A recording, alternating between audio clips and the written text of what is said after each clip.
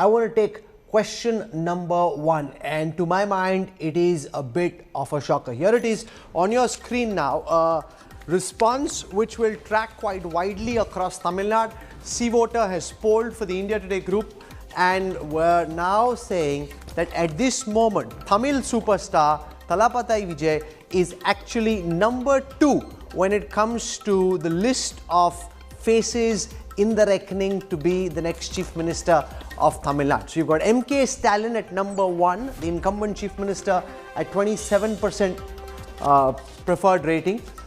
Thalapathy Vijay, the Tamil superstar, launching a new party, looking to make waves on the ground, has come in at a very strong number 2. Remember, his party's only recently got started.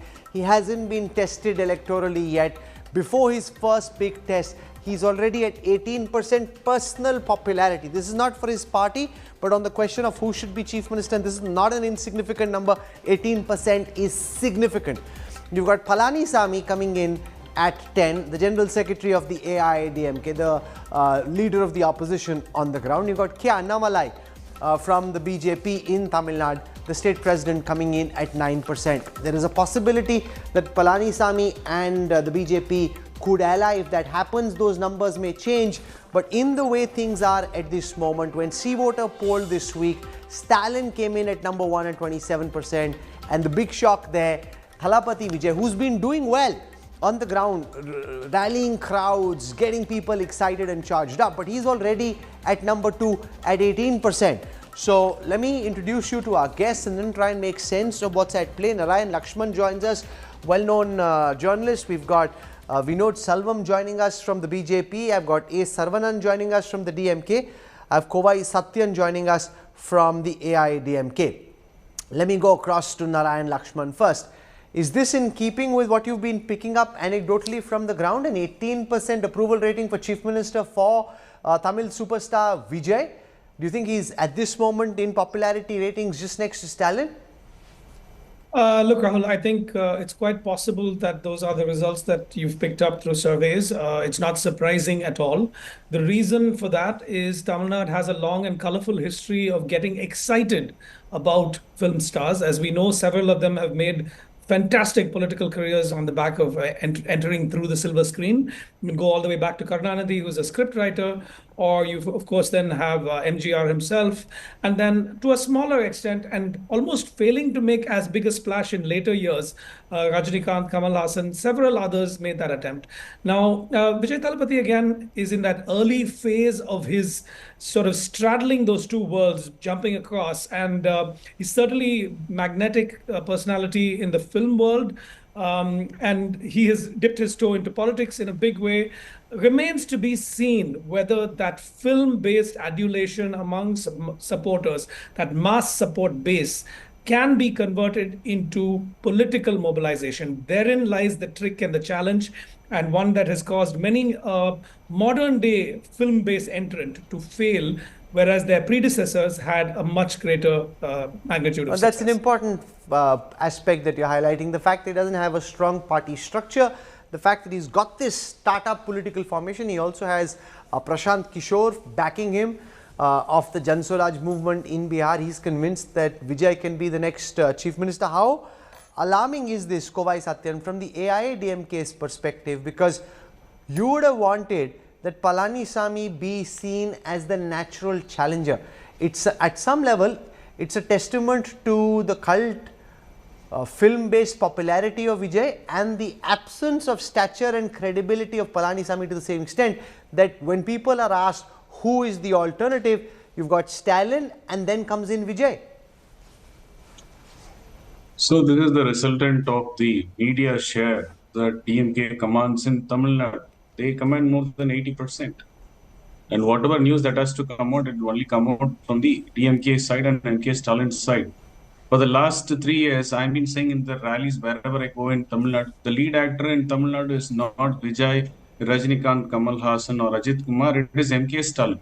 That's what he has done for the last 4 years. So that is a resultant of your survey. The assembly doesn't show what opposition leader is speaking. That's much scared that DMK is. And we don't have any presence in the frontline media. You know it pretty well. Jo dikhta hai, wo bikhta hai. And when the entire media is being threatened not to showcase anything that is happening on the ground and the reality. So far, as an opposition leader, he has given more than 600 press releases which are not taken into debates, which doesn't been carried out by the frontline media in Tamil Nadu. You absolutely have zero presence in media. That's what the reality is. So when you have a survey, all I would say is, rather than preferred CM candidate, if I had asked who is the lead actor in Tamil Nadu, the same result would have come. MK Stalin would have topped the chart. Even if you have conducted the survey with Rajinikanth But or that's Ajit a or anybody rhetorical for that matter. response to an empirical question. The fact is, at this moment, Vijay is almost twice Palaniswami's ratings, and you can ascribe all kinds of motives to why that's the case. This is the political reality in which you'll have to fight the next election. I cannot make a generic statement. I don't know what's your sample survey and what's your age group. So let's not get into the market research and methodology of how the survey is being carried out. I don't want to question it. I'm just going by the numbers, what you have thrown out as your survey results. But it's too early. You yourself saying his party doesn't have a structure. Vijay party doesn't have a structure on the ground. So it's still a long way to go. Perception keeps changing faster in politics. You know. Let Hadn't the survey Saravanan been respond taken to the after AIADMK's charge that basically Vijay is the DMK's B team, that you're propping him up in the hope that he takes away some of the anti-incumbency votes, and Stalin can then, because the anti-government votes get split, Stalin and the DMK come back to power. See, Mr. Vijay is being propped up by the BJP, not anybody else. He is close to the BJP leaders. If you look at his speeches. But he says, I heard his speech, he says at the center the BJP is his enemy. So that's not really factually correct in terms of at least what he's saying publicly. See, there is a lot of difference, Rahul, when you say they are somebody's enemy and keeping quiet for what they have done. Have they ever criticized the BJP? See, all the problems in the state of Tamil Nadu can be directly attributed to the BJP. The way they are withholding funds, the way they are deceiving the people of Tamil Nadu. Everything is attributed there, the way they trust their policies on a successful model here in the state of Tamil Nadu. But why is he keeping quiet?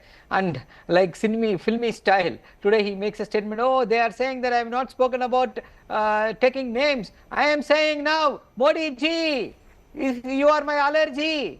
Is this how you criticize in politics?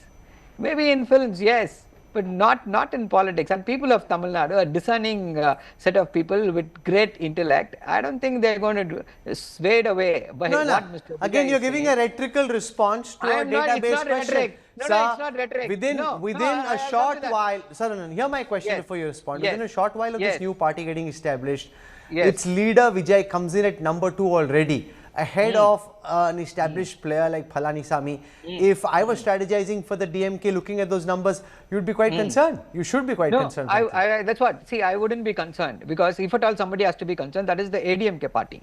If at all. See, likewise, see, the fight is always between the DMK and the ADMK. Whatever said and done about the ADMK, the weak leadership, the way they have surrendered themselves to the BJP, the point is they have a symbol, the two-leaf symbol, which is very powerful, and the organizational support up to the village level, they have organizational support. That for in an election, see, this is not a presidential referendum where you choose the CM candidate directly. It is through the MLAs. The MLAs are elected through the symbols. No, but it's happened in the past with MGR, with Jayalalitha, with Karunanidhi. So it's not new, especially in the context of Tamil Nadu politics. Yes, Rahul, you touched a very, very valid point. Yes, Mr. M.G. Ramachandran became the chief minister. He did not become the chief minister in 1976 by forming a party in 1975.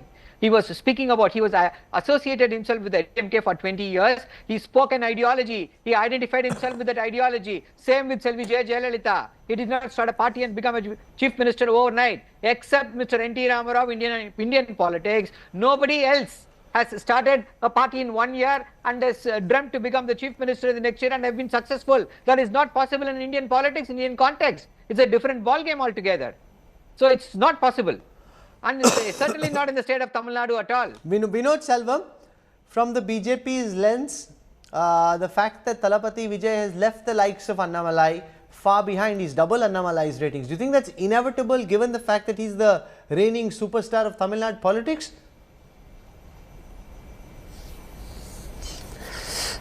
Rahul, let's very clearly remember that the TVK, Vijay's political party, is still in kindergarten when we talk about politics. Here in Tamil Nadu, the culture of cinema is celebrated like a religion. So people have a huge fan following, they say names, all that.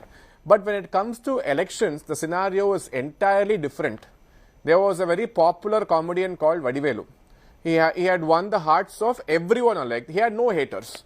But when he came out and campaigned for the DMK in 2011, DMK had the biggest defeat they had ever met in the last 20 years. No, but Vijay is Vijay. Coming to watch them, wave at them, saying his stardom at this moment, sir, is comparable to Rajnikant. Vijay. Let it be. But a political party needs an organization which takes years of building. An organization which needs to come from the grassroots. It is not something which is being formed by just giving statements once in 3 months, going and doing work from home politics, garlanding leaders' photos on stage inside your house in Panayur under the inside a 12-feet compound. That is not politics. Politics takes a lot. Politics is what is being done by the BJP. Let me ask Narayan Lakshman that question. Do you think Vijay has worked enough on trying to build an organizational structure? Does he have what it takes to do the back-end work required to build a party? You're on mute. Sorry, I just said we witnessed an interesting phenomenon, both DMK and BJP agreeing on one thing, which is that you need to work in politics, whether it's through the mode of ideology or party organization, before you can just claim your film and cinema credentials to boost yourself in the political world. And I think in that regard, Vijay definitely has a lot of homework to do. He has a very steep catching up curve because you're absolutely right to say he is the reigning superstar of the moment. There's no doubt there. But again, even look at Rajnikant. He faced a tremendous challenge in converting the fan clubs, the mandarams, into actual voters. There's a very but Rajnikant never formally joined politics. He never really threw himself. He kept tiptoeing, yes, flirting with the idea. He never dived head on. That is true. But if you were on the ground here, you would have been witness to many of the sort of machinations happening in the background, the attempts to build up a party organization. Unfortunately, they didn't go far at all. They never got past the baby steps phase.